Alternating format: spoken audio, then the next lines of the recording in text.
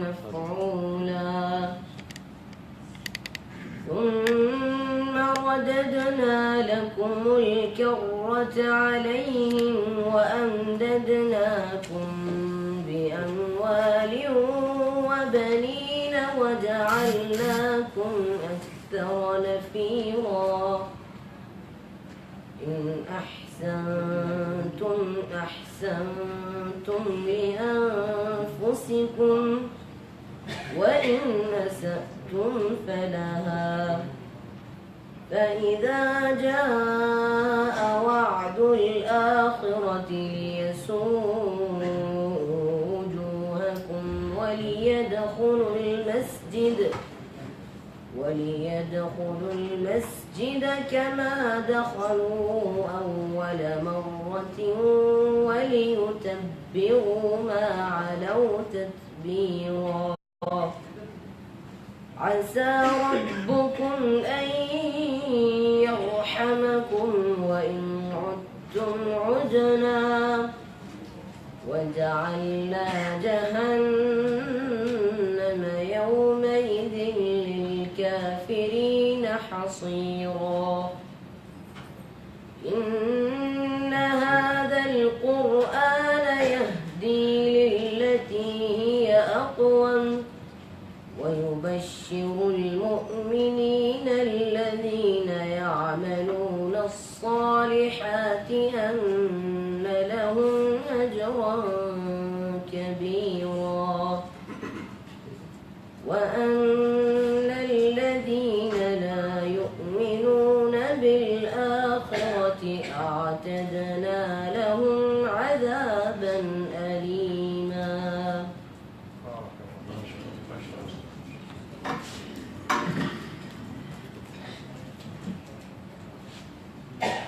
حاضرین کرام،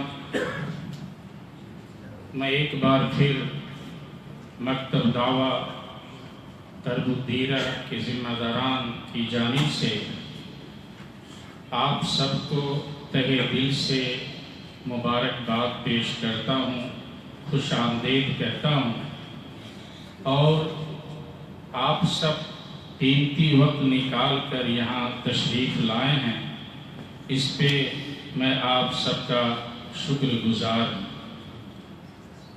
آج جو اس بزم میں جو ایک علمی مجلس ہے،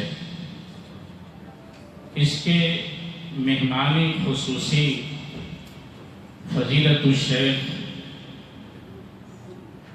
عبداللہ ناصر رحمانی حفظہ اللہ ہیں۔ آپ کا تعلق پاکستان کے سندھ سے ہے۔ آپ جمعیت اہل حدیث سندھ کے امیر ہیں۔ جامعہ دارالحدیث رحمانیہ کراچی سے فراغت کے بعد آپ نے ریاض کے جامعۃ الامام محمد بن سعود سے اعلیٰ تعلیم حاصل کی۔ فراغت کے بعد سے لے کر اب تک آپ علم و ادب کی دنیا میں مختلف گوشوں کے اندر کام کرتے آ رہے ہیں۔ کئی کتابوں کے مصنف ہیں۔ اندرون سندھ کے اندر 20 سے زائد اسلامی مدارس کی آپ سرپرستی فرما رہے ہیں، اور آپ کے ان دینی اداروں میں معہد السلفیہ کراچی کے اندر ایک نامور ادارہ ہے۔ میرے دوستو، شیخ کی ذات قابل یہ محتاج تعارف نہیں ہے، اور آپ جو حضرات علم و فن کی دنیا سے تعلق رکھتے ہیں، یوٹیوب وغیرہ، میں صرف یہ کہنا چاہوں گا کہ شیخ علم و ادب کی دنیا کے شہسوار ہیں، اور عالم اس اور کل کا دن ہوگا۔ اور اس پروگرام کے اندر دیکھیں، سب سے بڑی خوشی کی بات ہے کہ جو احادیث منتخب کی گئی ہیں، ان کا تعلق کتاب الاعتصام بالکتاب و سنہ سے۔ وقت کا تقاضا بھی ہے کہ اس قسم کے موضوع کی تشریح ہو اور زیادہ سے زیادہ کتاب و سنت کو لازم پکڑنے کی لوگوں کو تلقین کی جائے۔ اور ہمارے لیے یہ بھی فخر کی بات ہے کہ ہمارے مہمان خصوصی شرح کریں گے اپنے اسلوب کے اندر جو ان کا علمی اسلوب ہے، اور حدیث پڑھ کر پیش کریں گے ایک عالمی مشہور ادارہ دارالسلام کے ڈائریکٹر فضیلت الشیخ عبد المالک مجاہد حفظہ اللہ۔ تو یہ سب الحمدللہ ہم سب کے لیے باعث مسرت کا یہ مقام ہے کہ آج اس مجلس کے اندر ہمارے اندر نامور شخصیات موجود ہیں۔ اللہ تعالیٰ سے دعا ہے اللہ تعالیٰ ہم سب کی اس حاضری کو قبول فرمائے، اور جس نیک مقصد کے تحت ہم یہاں حاضر ہوئے ہیں اللہ تعالیٰ اس کے اندر کامیابی فرمائے اور ہم سب کی نجات کا ذریعہ بنائے۔ اب میں شیخ محترم کو دعوت دیتا ہوں کہ اپنا پروگرام شروع کریں۔ وصلی اللہ علی نبینا محمد وعلی آلہ وصحبہ وسلم۔ بسم اللہ الرحمن الرحیم۔ معزز حضرات، آج کا دن میرے لیے اور اہل ریاض کے لیے بڑا ہی مبارک دن۔ میں اس دن کا بڑی شدت سے منتظر تھا کہ وہی درس و حدیث کے حلقے جن کو ہم تاریخ میں پڑھتے چلے آئے ہیں، ریاض میں بھی ان کا انعقاد ہو، ہم طالب علموں کی طرح محدثین کے سامنے بیٹھ کر حدیث پڑھیں، ان سے سیکھیں۔ اور آج کا دن جو ہے میری زندگی کے انتہائی سعادت مند دنوں میں سے ہے کہ فضیلت الشیخ علامہ عبداللہ ناصر رحمانی حافظہ اللہ ریاض تشریف لائے ہیں۔ میں پاک پروفیشنل فورم اس کے ذمہ داران اور اسی طرح مکتب جالیات غرب دھیرا ان کے سارے ذمہ داران، ان کے دعات، مرکزی جمعیت اہل حدیث ریاض کے ذمہ داران، میں ان سب کا شکر گزار ہوں کہ انہوں نے آج کے پروگرام کو کامیاب بنانے میں بھرپور محنت کی ہے۔ علامہ عبداللہ ناصر رحمانی صاحب کے ساتھ میرا تعلق بہت پرانا ہے۔ آج سے ٹھیک 30 سال پہلے کی بات، میرے گھر میں درس ہوا کرتا تھا اور شیخ صاحب کے ہم ان دروس کو جو کہ ماشاءاللہ 2-3 مہینے تک غالباً جاری رہے، وقتاً جب بھی ریاض تشریف لاتے اس زمانے میں فریکوینٹلی آیا کرتے تھے، الحمدللہ ہم نے ان کے دروس سے بڑا استفادہ کیا۔ بہرحال میں نہایت شکر گزار ہوں ان کا بھی اور اپنے بھائی سلیم ساجد صاحب کا بھی کہ یہ خوبصورت مجلس جو ہے، تو میں بالکل اس موقع میں صرف اپنے استاد محترم ڈاکٹر فضل الہی صاحب کو بھی یاد کرنا چاہوں گا کہ ڈاکٹر صاحب سے ہم نے صحیح بخاری پڑھی ریاض۔ میرے سامنے محترم طارق علوی صاحب بیٹھے ہوئے ہیں، وہ زمانہ ہمیں بڑا اچھی طرح یاد ہے جب مسجد سلوہ اس میں الحمدللہ سال ہر سال تک ہم صحیح بخاری ان سے پڑھتے رہے۔ تو اس وقت بھی یہ ہوتا تھا جی کہ ہم 2 پڑھنے والے ہوتے تھے، ایک میں ہوتا تھا اور ایک ڈاکٹر چندہ صاحب ہوتے تھے۔ ہم دونوں اس بات کے منتظر ہوتے تھے کہ ڈاکٹر صاحب کس کو اشارہ کریں اور وہ حدیث پڑھیں۔ تو میں آج کہنا چاہیے اپنی عمر کے لحاظ سے یا بھائیوں کی محبت کے، میں نے کہا کہ آج عبداللہ ناصر رحمانی صاحب آئے ہیں، ہم بھی ان کا حدیث کا آج کا یہ شاگرد بننے کا شرف حاصل کر رہے ہیں۔ تو اس لیے میں نے سمجھا کہ اس آج کے پروگرام کا آغاز جو ہے وہ بالکل چونکہ یہ محدث ہے اور ہم ان کے ساتھ انشاءاللہ آج سے شاگرد ہیں۔ کیوں یہ بات صحیح ہے کہ نہیں؟ اور یہ میرے لیے آپ کے لیے شرف ہے، اللہ کی قسم کھا کے کہتا ہوں، بڑی بڑی مجالس کے اندر شرکت کی ہے، لیکن یہ حدیث کی مجلس سے میرے عزیزوں خوش قسمتوں کو ملتی ہے، ہم خوش قسمت ہیں الحمدللہ۔ تو اس لیے میں نے یہ جرت بھی کی اور ساتھیوں کو میں نے کہا بھی میں حدیث پہلی میں پڑھوں گا. میرا بھائی عزیز زین صاحب بیٹھے ہوئے ہیں, یہ مقام ان کا تھا, میں نے زبردستی حاصل کر لیا ہے اور اللہ گواہ ہے صرف اس لیے حاصل کیا ہے کہ میں ہی اپنے لیے اضافہ سمجھتا ہوں. ہم ایک محدث کے جوتے اٹھائے, نبی کریم صلی اللہ علیہ وسلم کے ساتھ محبت کے عزیز و تقاضے ہیں وہ یہ ہے کہ ہم حدیث کے ساتھ محبت کریں, حدیث کے ساتھ پیار کریں اور حدیث کو سیکھیں اور اس کو سکھائیں. کتاب الاعتصام بالکتاب والسنہ. بسم اللہ الرحمن الرحیم. عن ابی برزہ قال ان اللہ یغنیکم او نعاشکم بالاسلام وبمحمد صلی اللہ علیہ وسلم. قال ابو عبداللہ وقع ہنا یغنیکم وانما ہوا نعاشکم ينظر في اصل کتاب الاعتصام. جزاك الله خيرا. بارك الله فيك. إن الحمد لله نحمده ونستعينه ونستغفره ونعوذ بالله من شرور أنفسنا ومن سيئات أعمالنا. من يهده الله فلا مضل له ومن يضلل فلا هادي له. وأشهد أن لا إله إلا الله وحده لا شريك له وأشهد أن محمدا عبده ورسوله.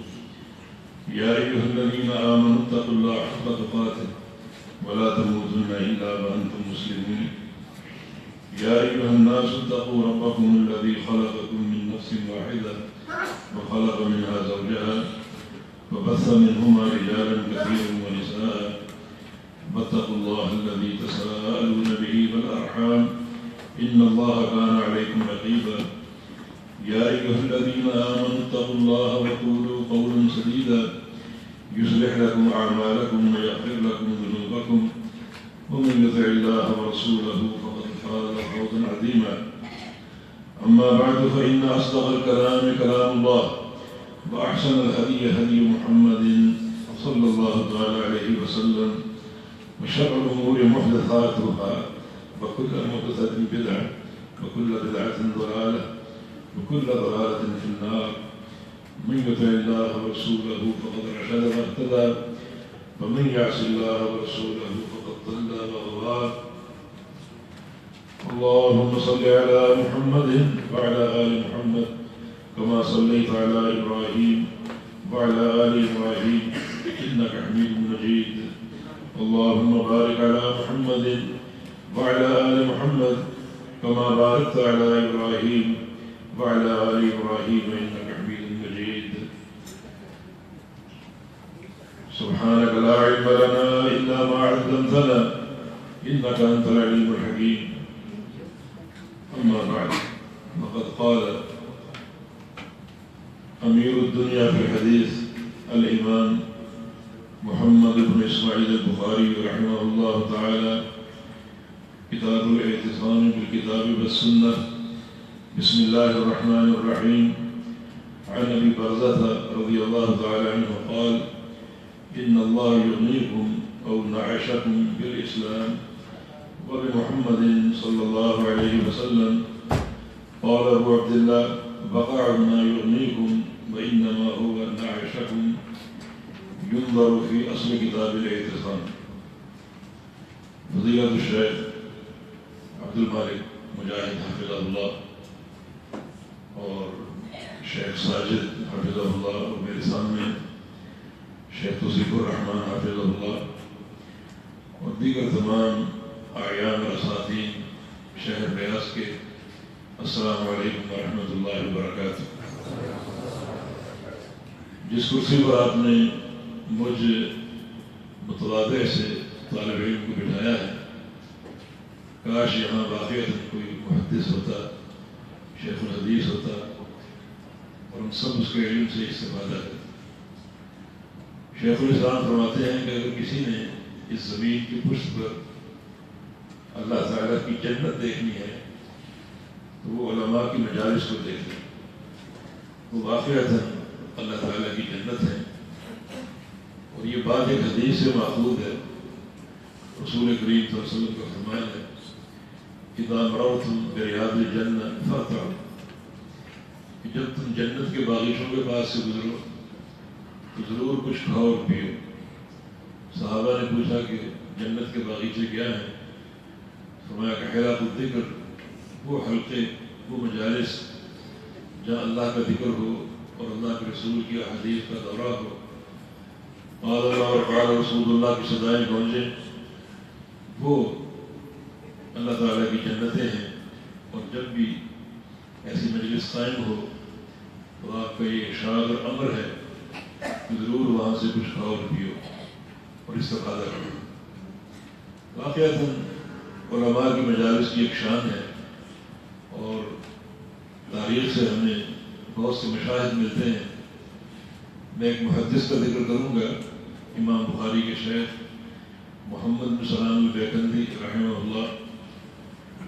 جب ان کی درس حدیث کی مجلس ہوتی تو طلباء کا جمع غفیر ہوتا، اور بہت سے مستمع متعین ہوتے ان کی آواز کو آگے پہنچانے کے لیے، کیونکہ ان دنوں یہ مائک سسٹم نہیں تھا، تو شیخ کی آواز جہاں تک پہنچتی وہاں ایک مستمع کھڑا ہوتا تھا جو شیخ کی آواز کو آگے منتقل کرتا، پھر دوسرا مستمع، پھر تیسرا، پھر چوتھا۔ اس طرح بعض اوقات 20 مستمع کھڑے ہوتے اور وہ شیخ کی آواز کو پہنچاتے، یوں ایک ہزاروں کا مجمع قائم ہوتا۔ پھر مجالس کی شان یہ ہے کہ نبی علیہ السلام کا فرمان ہے کہ حفتہم الملائکہ، کہ اللہ کے فرشتے ان کو اپنے سائے میں ڈھانپ لیتے ہیں، اپنے پروں کے سائے سے ڈھانپ لیتے ہیں، تو ملائکہ بھی بڑی کثیر تعداد میں موجود ہوتے ہیں۔ اور یہ محمد بن سلام البیکندی رحمہ اللہ اپنے گھر تشریف فرما تھے، باہر دروازے پہ دستک ہوئی، اٹھ کے دروازہ کھولا تو ایک شخص کھڑا تھا۔ اس نے کہا کہ میں فلاں قبیلے کا جن ہوں اور انسانی شکل میں آپ کے پاس آیا ہوں اپنے قبیلے کے سردار کو سلام پہنچانے کے لیے اور یہ پیغام دینے کے لیے کہ آپ کی مجلس جہاں بھی قائم ہوتی ہے شاگردوں کا ہجوم ہوتا ہے، ملائکہ کا سایہ ہوتا ہے، اور اس سے کہیں زیادہ تعداد میں وہاں جن بھی ہوتے ہیں جو آپ کے علم سے استفادہ کرتے ہیں۔ تو یہ ایک قدرت کی ایک بڑی شان ہے، مجالس واقعتاً جنت ہے اور واقعتاً ایک عظیم سعادت کی اساس ہے۔ میں اس بارے میں طوالت نہیں چاہتا، ورنہ ان مجالس کی شان میں بہت سے شواہد پیش کیے جا سکتے تھے، اور ہم نے 2 دن میں انشاءاللہ کتاب الاعتصام اس کی تکمیل کرنی ہے، توفیق بإذن اللہ تعالی۔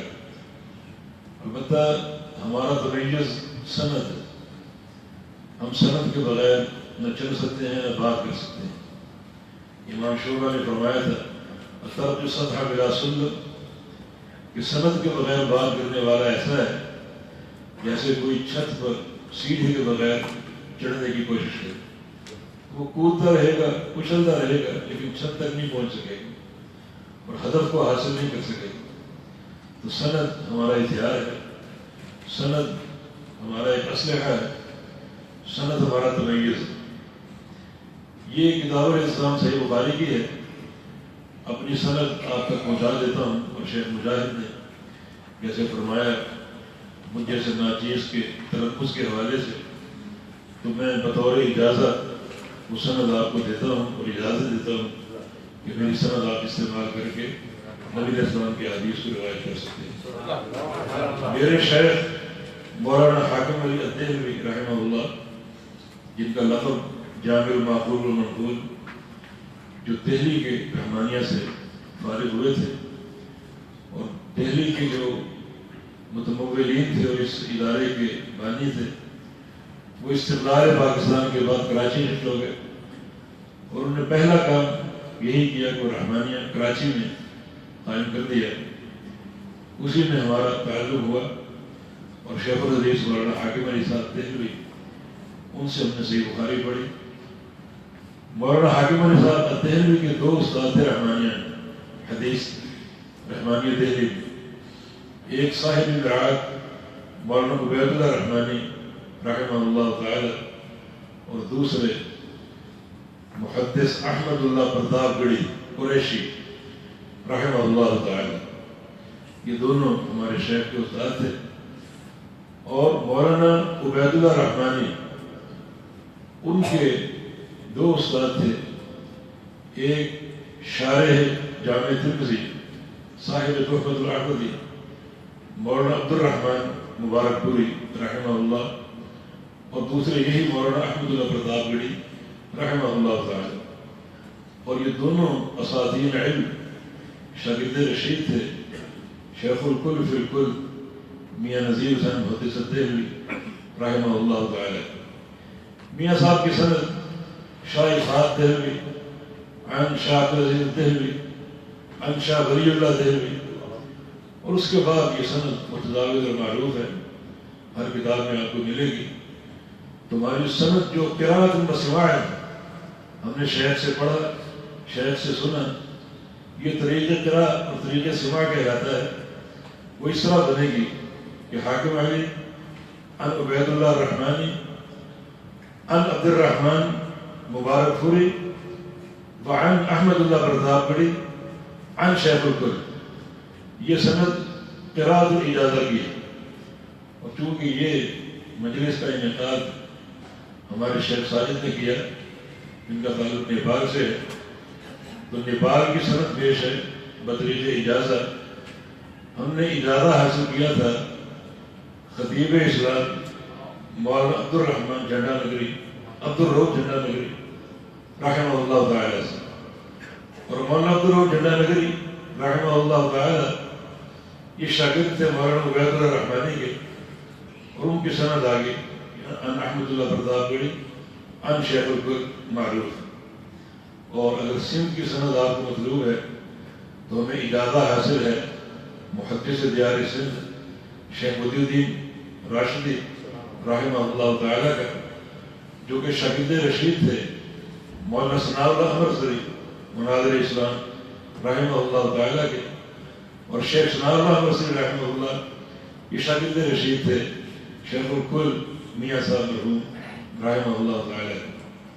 پنجاب کی سند اگر مطلوب ہو تو ہمیں قراءت کا شرف حاصل ہے محدث پنجاب حافظ محمد گونڈروی رحمہ اللہ تعالیٰ سے، جو کہ شاگرد رشید تھے محدث پنجاب مولانا عبد المنان وزیر آبادی رحمہ اللہ تعالیٰ کے. اور شیخ عبد المنان وزیر آبادی رحمہ اللہ یہ شاگرد رشید تھے میاں صاحب شیخ الکل رحمہ اللہ تعالیٰ. لیکن جو پہلی سند ہے وہ بطریق سماع اور بطریق قراء ہے، اور باقی تینوں جو اجازات ہیں وہ بطریق اجازہ ہمیں حاصل ہوئے. اور طریق اجازہ بھی محدثین کے ہاں مستعمل ہے. چنانچہ محدثین کا قاعدہ ہے کہ اگر اجازہ کے طریق سے کوئی حدیث حاصل کی ہے یا کوئی نسخہ حاصل کیا ہے، اسے حدثنا کے صیغے سے بیان کر سکتے ہیں کہ حدثنی فلان. یہ بھی ایک مستعمل اور متصل طریق ہے. تو ہم نے اختصار سے آپ کے سامنے پیش کر دیے. بالتوفیق عبید اللہ تعالیٰ یہ پیش کر کے ہم اجازت دیتے ہیں کہ آپ اس تین طوروں کو استعمال کر کے حدیث کو آگے روایت کر سکتے ہیں. اللہ تعالیٰ آپ کو توفیق دے اور فتح اللہ علیکم العلم والعمل الصالح.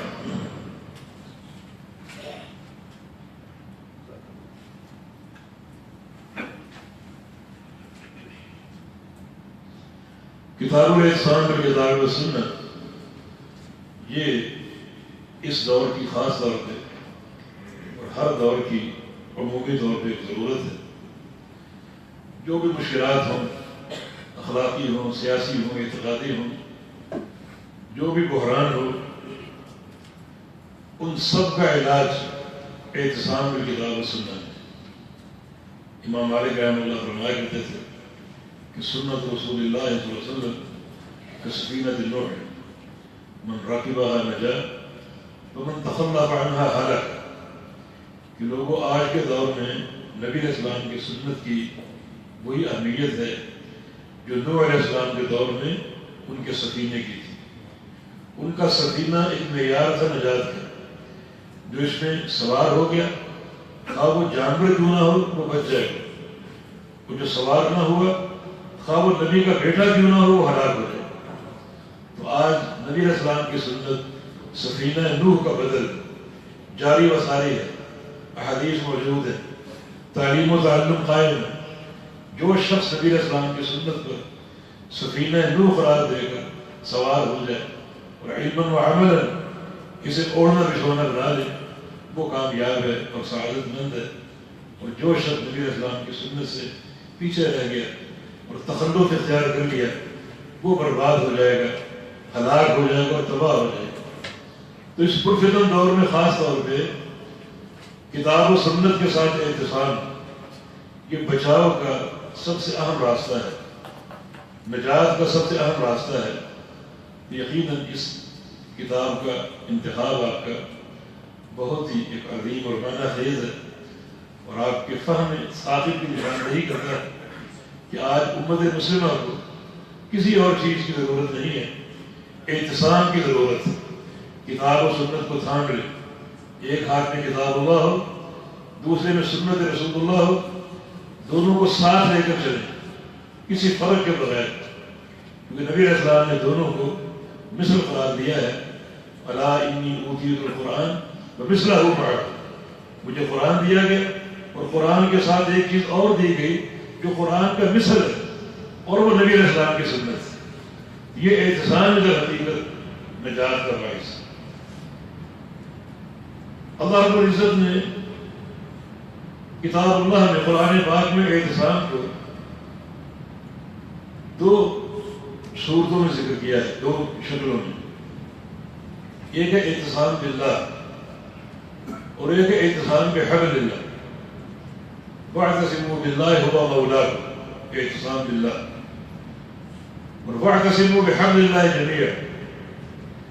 تو لام موجود ہے، دونوں امر کے صیغے ہیں. واعتصموا باب افتعال سے امر کے صیغے ہیں اور امر کا اصل معنی وجوب، معنی یہ اعتصام فرض حتمی اور قطعی طور پر، اور اعتصام بالکتاب و سنت کے علاوہ کوئی چارہ کار نہیں. اعتصام باللہ اور اعتصام بحبل اللہ، ان دونوں میں فرق یہ ہے کہ اعتصام باللہ عمل کا نام، اللہ کو کیسے تھامے، کیسے پکڑے، اس کے فرامین پر عمل کر کے، عقیدے کی صحت کے ساتھ، نمازیں پڑھ کے، روزے رکھ کے، استطاعت ہو تو حج کر کے، زکوٰۃ دے، جو بھی اس کے اوامر ہیں، فرمودات ہیں، انہیں اپنا کر اللہ کی ذات کے ساتھ اعتصام کر، یہ عمل کا نام. اور اعتصام بحبل اللہ یہ فکر اور علم کا نام. حبل اللہ کتاب و سنت، کتاب و سنت کو تھام لو فکری طور پہ، علمی طور پہ. معنی تمہارا عقیدہ ہو کہ دین کا محور کتاب و سنت، اقوال و آراء نہیں، تخرصات نہیں، ظنون و اوہام نہیں، بلکہ تمہارا عقیدہ ہو کہ دین کا محور جو ہے وہ کتاب و سنت، یہ علم اور فکر. پھر عملی طور پہ کتاب و سنت سے استفادہ کرو، احکام لو، مسائل لو، اپنا پورا دین لو، عقیدہ لو، عمل لو. اعتصام بحبل اللہ یہ فکر اور علم کا نام ہے اور اعتصام باللہ عمل کا نام ہے. اور دونوں بصیغہ امر ذکر ہوئے ہیں، یہ دونوں واجب ہیں. عمل میں بھی اللہ کی ذات کے ساتھ اعتصام ضروری ہے اور فکری اعتبار سے بھی کتاب و سنت کے ساتھ اعتصام جو ہے وہ فرض ہے. یہ اس کی اہمیت ہے. اس کی اہمیت پر طویل کلام ہو سکتا ہے، لیکن ایک دلیل قیامت کے دن کے حوالے سے، قیامت کے دن ہر انسان حق پر سچ کہے گا، مجبور ہوگا اور کچھ کہنے کی گنجائش ہی نہیں ہوگی. قرآن پاک میں کئی مقامات پر اس حقیقت کو آشکارا کیا گیا کہ جو لوگ اپنی ناکامی کو دیکھیں گے اور جہنم کے عذاب کو سامنے دیکھیں گے، وہ ایک ہی تمنا کا اظہار کریں گے، ایک ہی خواہش، یا لیتنا اطعنا اللہ واطعنا الرسول، کاش ہم نے دنیا کی زندگی میں اللہ اور اس کے رسول کی اطاعت کی ہو. اور یہ اعتصام کتاب و سنت کے ساتھ اعتصام. یہ مجرمین قیامت کے دن اس بات کو بھانپ لیں گے کہ کامیابی کا محور جو ہے وہ اعتصام بالکتاب و سنت. چنانچہ اس تعصب کا، حسرت کا اور افسوس کا اظہار کریں گے، یا لیتنا اطعنا اللہ و اطعنا الرسول، کاش ہم نے اللہ اور اس کے رسول کی اطاعت کی ہوتی، فلاں کو خلیل نہ بنایا ہوتا، فلاں کی پیروی نہ کی ہوتی. اذ تبرأ الذین اتبعوا من الذین اتبعوا ورأوا العذاب وتقطعت بهم الاسباب وقال الذین اتبعوا لو ان لنا کرة فنتبرأ منهم كما تبرأوا منهم. قیامت کے دن باشگاہ الفاظ میں کہیں گے کہ اللہ دنیا دوبارہ قائم کر دے. دنیا میں جا کر ہم پہلا کام یہ کریں گے کہ جن جن کے ہم پیروکار تھے ان سے اظہار برات کرتے. قیامت کے دن میدان محشر میں مسلک اہل حدیث کتاب و سنت کے ساتھ اعتصام کا ڈنکا بجے گا کہ کاش دنیا دوبارہ قائم ہو جائے. ہم دنیا میں جا کر پہلا کام یہ کریں گے کہ جن جن کی پیروی کی تھی اور جن جن کی اتباع کی تھی ان سب سے برات کا اظہار کر دیں، ناراضگی کا اظہار کر دیں، اور یہ دنیا کو بات بتا دیں کہ کامیابی کا محور جو ہے وہ کتاب و سنت اور قرآن و حدیث. تو اس تناظر میں اس چیپٹر کا انتخاب یقیناً آپ کے اعلیٰ ذوق کی ایک نشاندہی کرتا ہے. اللہ تعالیٰ نے توفیق دے کہ ہم کتاب و سنت کو اپنا اوڑھنا بچھانا بنا لیں اور قرآن و حدیث ہمارے عقیدے کی، عمل کی، فرائض کی، مستحبات کی، اخلاقیات کی، سیاسیات کی انتخاب کی اساس بن جائے. اسی سے ہر چیز حاصل کریں، لیں، اسی سے استفادہ کریں. یہی کامیابی کا محور اور کامیابی کا مدار ہے. اللہ پاک توفیق عطا فرمائے.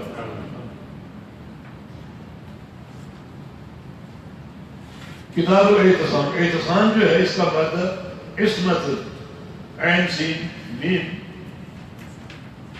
جب اس کو عصمہ کا معنی بچاؤ، عاصم بچانے والا اور معصوم بچا ہوا، عصمہ کا معنی بچاؤ. جب اس کو باب اعتصام افتعال میں منتقل کریں گے تو باب افتعال کی تا جو ہے وہ طلب کا معنی دیتی ہے. جیسے باب استفعال کی سین طلب کا معنی دیتی ہے، اسی طرح باب افتعال کی تا جو ہے وہ طلب کا معنی دیتی ہے. اسما کا معنی بچاؤ، اعتصام کا معنی بچاؤ طلب کرنا، بچاؤ کو حاصل کرنا. اور یہ کیسے ممکن ہے؟ بالکتاب و سنت، یہ کتاب و سنت کے ذریعے ممکن ہے. آپ بچاؤ حاصل کرنا چاہتے ہیں دنیا کے فتنوں سے، قبر کے فتنوں سے اور کل میدان محشر کے فتنوں سے ممکن، لیکن کیسے؟ بالکتاب و سنت، کتاب و سنت کے ذریعے. الکتاب سے مراد قرآن، السنہ سے مراد نبی علیہ السلام کے 4 امور، آپ کے اوامر یہ فرمودات، آپ کے اعمال اور افعال، آپ کی تقریرات. تقریر سے مراد آپ کے سامنے کوئی کام کیا جائے، صحابہ نے کیا ہو، آپ نے خود تو نہ کیا ہو لیکن منع بھی نہ کیا ہو، تو آپ کی خاموشی اس عمل کی تقریر ہے.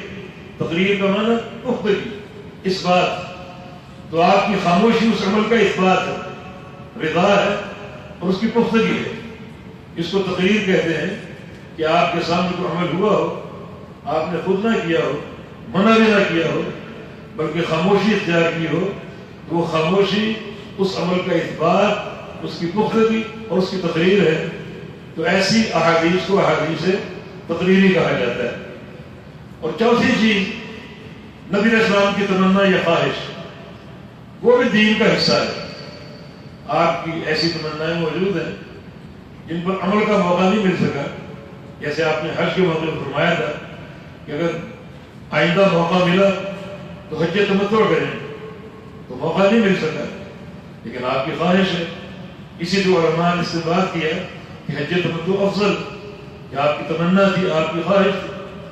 اسی طرح آپ نے روزے کی خواہش کی تھی، دینشت الخاطر اللہ صومن التاسع، اگلے سال میں زندہ رہا تو 9 تاریخ کا بھی روزہ رکھوں، 9 محرم کا روزہ رکھوں گا، 9 محرم کا روزہ بھی رکھوں گا.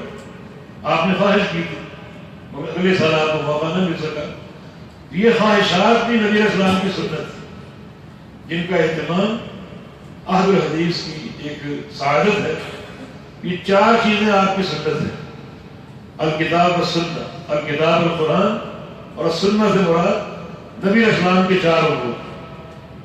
لیکن یہاں ایک بات میں بطور نقطہ عرض کروں گا، الکتاب و سنہ جب اکٹھے ذکر ہوں گے، یعنی سنہ کا کتاب پر عطف ہوگا تو عطف مغایرت کے لیے ہوتا ہے، معذوف اور معذوف ہے میں مغایرت ہوتی ہے، فرق ہوتا ہے، یہاں وہ فرق قائم ہوتا ہے عطف کی شکل۔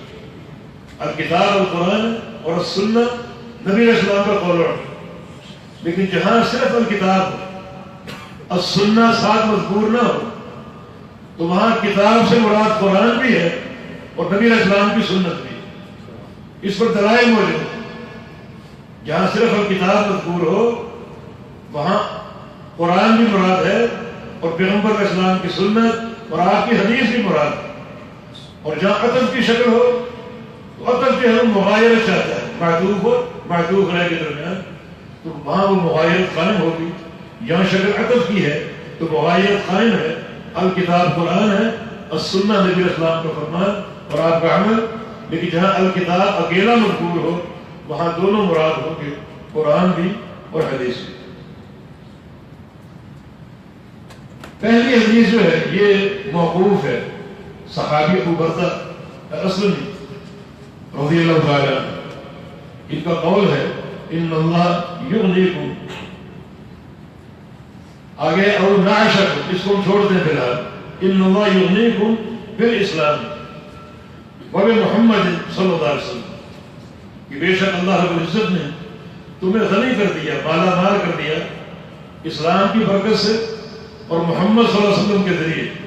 یہ آپ کا دین، آپ کی فتوحات اور آپ کا جہاد اور آپ کے فرامین پر عمل، اللہ نے اس طریقے سے تمہیں مالا مال کر دیا۔ یہ اعتصام بالکتاب و سنہ کا فائدہ ہے کہ جو شخص کتاب و سنت کو تھام لے گا، جیسا کہ صحابہ نے تھاما تو اللہ نے ان کو مالا مال کر دیا۔ کسرا اور قیصر کے خزانے ان کے قدموں میں ڈھیر ہو گئے، تو کتاب و سنہ کا اعتصام جو ہے اس کا فائدہ صرف آخرت کا نہیں ہے، یہ قبر کا نہیں بلکہ دنیا کا بھی ہے، اور اللہ رب العزت دنیا میں بھی ان بندوں کو مالا مال کر دے گا اور ان کی عاقبت انتہائی محمود اور قابل تعریف ہوگی جو اللہ کے پیارے پیغمبر کی سنتوں کے ساتھ اعتصام کرتے ہیں۔ اور نعشکم جو ہم نے چھوڑا تھا، راوی کو شک ہے کہ یغنیکم کہا یا نعشکم کہا۔ آگے امام بخاری رحمہ اللہ وضاحت فرما رہے ہیں کہ نعشکم زیادہ ثابت ہے۔ نعشکم کا معنی کیا ہے؟ یہ نعشہ بمعنی رفعکم، اب معنی ہوگا ان اللہ رفعکم بالاسلام اور محمد صلی اللہ علیہ وسلم، کہ اللہ رب العزت نے تمہیں بلندی اور رفعت عطا فرمائی اسلام کے ذریعے اور اپنے پیغمبر صلی اللہ علیہ وسلم کے ذریعے، کہ انہوں نے دین پیش کیا کتاب و سنت کی شکل میں، آپ نے قبول کیا، اور یہ قبول جو ہے رفعت کی علامت، نعش بمعنی رفع۔ ایک لفظ نعش آپ استعمال کرتے ہیں لاش کو بولتے ہیں، میت، نعش، اسی سے یہ نعش ہے، فعل ماضی ہے۔ اور میت کو نعش اس لیے کہتے ہیں کہ اسے کندھوں پر اٹھایا جاتا ہے، نعش میں اٹھائے جانے کا معنی ہے، میت کو کندھوں پر اٹھایا جاتا ہے، اسی بنا پر اس کو نعش بولتے ہیں۔ اور نعش بمعنی رفع، اس میں اٹھائے جانے کا معنی ہے کہ اللہ رب العزت نے تمہیں اٹھایا، رفعت و بلندی عطا فرمائی اسلام کے ذریعے اور محمد مصطفیٰ صلی اللہ علیہ وسلم کے ذریعے۔ ایک حدیث اس کی شاہد بڑی قوی پیش کی جا سکتی ہے، اور وہ پیغمبر علیہ السلام کا فرمان کہ ان اللہ یرفع بہذا الکتاب اقواما ویضع بہ آخرین، کہ اللہ رب العزت کتاب و سنت کی برکت سے، یہاں صرف کتاب ہے لہذا قرآن بھی مراد ہے، حدیث بھی، کتاب و سنت کی برکت سے اللہ تعالیٰ قوموں کو رفعت اور ترقی اور عروج عطا فرماتا ہے، اور اسی بنا پر قوموں کو ذلت بھی دیتا ہے۔ مانا جن قوموں نے کتاب و سنت کے ساتھ تمسک اختیار کیا، اعتصام اختیار کیا، ان کے لیے رفعت اور ترقی ہے اور عروج ہے، اور جن قوموں نے کتاب و سنت کو چھوڑ دیا ان کے لیے قار مذلت ہے۔ یہ حدیث ابو بردہ الاسلمی کے قول کی ایک شاہد ہے اور ان کے اس قول کی تائید کر رہی ہے۔ خلاصہ کلام یہ ہے کہ کتاب و سنت کے ساتھ اعتصام جو ہے ہر لحاظ سے مفید ہے. آخرت کا فائدہ تو ہے ہی ہے، لیکن دنیا کا فائدہ نہیں ہے، دنیا کی رفعت اور دنیا کی ترقی. آگے قال ابو عبداللہ امام بخاری رحمہ اللہ کی کنیت ابو عبداللہ ہے، فرماتے کہ بقا ہونا یغنیکم، اس روایت میں یغنیکم کے الفاظ ہیں وَإِنَّمَا هُوَ نَعْشَكُمْ، جبکہ صحیح اور قوت کے ساتھ اور زیادہ مضبوطی کے ساتھ جو لفظ ثابت ہے وہ نعشکم. جس راوی نے اس روایت کو ذکر کیا اس کو شک تھا کہ یغنیکم ہے یا نعشکم. امام بخاری کی تحقیق یہ ہے کہ نعشکم کا لفظ اثبت ہے، انہوں نے یغنیکم ذکر کر دیا کہ امانت کا حق ادا کیا کہ یہ حدیث ان کے پاس کسی طرح پہنچی تھی، کسی شک کے ساتھ انہوں نے مکمل ذکر کر دی، مگر اپنی تحقیق سے آپ کو آگاہ کر دیا کہ اس میں جو الفاظ ثابت ہیں وہ یغنیکم کی بجائے نعشکم کے ہیں، اور نعشکم بمعنی رفعکم. آگے بولے کہ ينظر فی اصل کتاب الاعتصام، مزید تحقیق کے لیے اصل کتاب الاعتصام کو دیکھا جائے. اس کا کیا معنی؟ اس کا معنی امام بخاری رحمۃ اللہ علیہ نے کتاب الاعتصام کے نام سے ایک مستقل کتاب بھی لکھی تھی. کتاب الاعتصام کے نام سے ایک مستقل کتاب بھی لکھی تھی، اس کو اصل قرار دیا. اس سے ایک چیز واضح ہوتی ہے کہ امام بخاری رحمہ اللہ اس موضوع کا کس قدر شرم رکھتے تھے اور کتنی اہمیت سے اس بات کے قائل اور فائل تھے کہ اعتصام در حقیقت پورے دین کا مجتمع ہے اور پورے دین کا محور اور مدار ہے. کتاب بخاری کا آغاز کیا بدل وحی سے، شروع میں نقطہ پیش کر دیا کہ یہ دین وحی، دین آرا نہیں ہے، دین اقوال نہیں ہے، یہ دین قیاسات نہیں بلکہ دین وحی. آغاز امر سے ہی بات آنے کا. اور پھر کتاب الاعتصام لکھی مستقل طویل کتاب، اور یہ صحیح بخاری کا کتاب الاعتصام ہے، اسی کتاب کا انتقال ہے. اسی کتاب سے آپ نے حدیثیں منتخب کر کے صحیح بخاری میں پیش کی. انتقال کا مقصد کیا ہے؟ حدیثیں منتخب کیوں کی؟ ساری کتاب کیوں نہیں پیش کی؟ اس لیے کہ ساری کتاب میں حدیثیں دو قسم کی تھیں، وہ ساری صحیح تھی، مگر کچھ صحیح وہ تھی جو شرط بخاری سے قاصر تھی، اور کچھ حدیثیں صحیح وہ تھی جو شرط بخاری کے مطابق تھی. چنانچہ وہ حدیث کتاب الاعتصام کی جو شرط بخاری سے وفا کرنے والی ہیں اور ان کے مطابق ہیں انہیں صحیح بخاری میں نقل کر دیا، اور جو حدیث شرط بخاری سے قاصر ہے انہیں چھوڑ دیا. وہ بھی صحیح ہے، لیکن کیونکہ امام بخاری کا صحیح بخاری میں ایک مخصوص طریق ہے، ایک مخصوص شرط ہے، پوری صحیح بخاری کو اس شرط کے ساتھ امام بخاری نے وفا کی. وہ شرط کیا ہے؟ وہ آغاز امر میں ہم ملخصاً عرض کر دیتے ہیں تاکہ آپ اپنا وجہ بصیرہ صحیح بخاری سے تعلق اپنا جو ہے وہ قائم رکھیں. وہ شرط ہے ثبوت لقاء کی. دیکھیں، جو راوی اپنے شیخ سے روایت کرتا ہے ضروری ہے کہ دونوں کی ملاقات متحقق ہو. یہ ملاقات اس کے لیے دو اصطلاحیں ہیں، ایک ہے امکان لقاء اور ایک ہے ثبوت لقاء. امکان لقاء صحت حدیث کے لیے کافی ہے. امکان لقاء سے مراد دو چیزیں کہ راوی اور اس کے شیخ کا زمانہ ایک ہے، اور راوی اور اس کا شیخ ایک مقام پر اکٹھے ہوئے ہو، ایک مقام پر جمع ہونا ثابت ہو، اور دونوں کا زمانہ ایک ہے، مانا دونوں کی تاریخ پیدائش اور تاریخ وفات میں ذکر ہے. تو ایک طویل عرصہ دونوں نے ایک دور گزارا ہو اور دونوں کا ایک مقام پر مثلا بغداد میں، شام میں، کوفہ میں، بصرہ میں، حجاز میں اکٹھا ہونا ثابت ہے. جب یہ دو چیزیں ثابت ہو اور یہ راوی اپنے شیخ سے حدیث روایت کرے تو امکان لقاء کی بنا پر وہ حدیث صحیح ہے اور قابل قبول. یہ شرط سارے محدث ہیں، امام بخاری کے لیے، امام بخاری کے ہاں بھی امکان لقاء پر حدیث قابل قبول. مگر صحیح بخاری کا معیار آپ نے اس سے کہیں اونچا رکھا کہ صحیح بخاری میں وہ حدیث لاؤں گا اس میں امکان لقاء نہ ہو بلکہ ثبوت لقاء.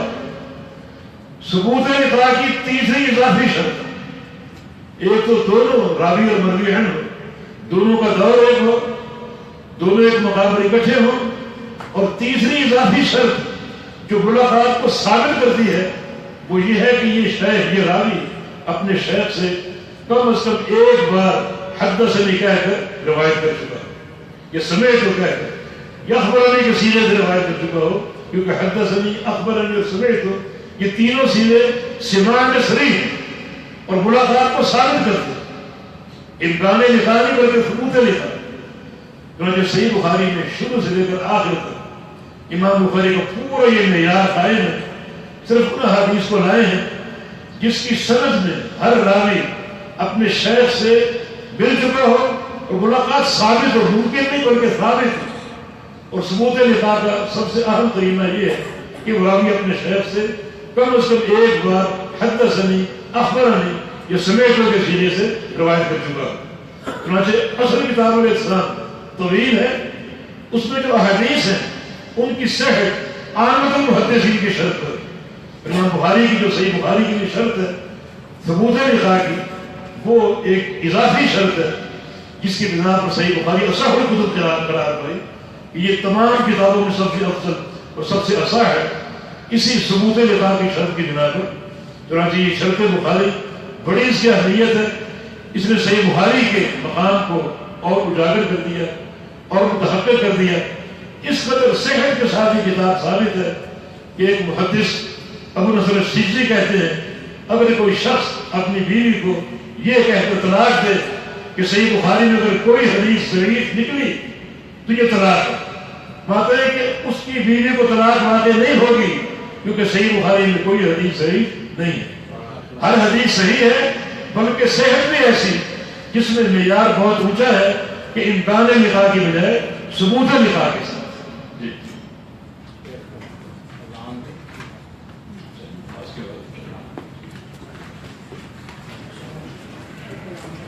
اللہ تعالیٰ شیخ محترم کو نیک صلہ عطا فرمائے اور شیخ کا سایہ تا دیر قائم رکھے۔ میرے دوستوں، بازو میں ایک حال ہے، اس کے اندر انشاءاللہ ہم مغرب کی نماز پڑھیں گے۔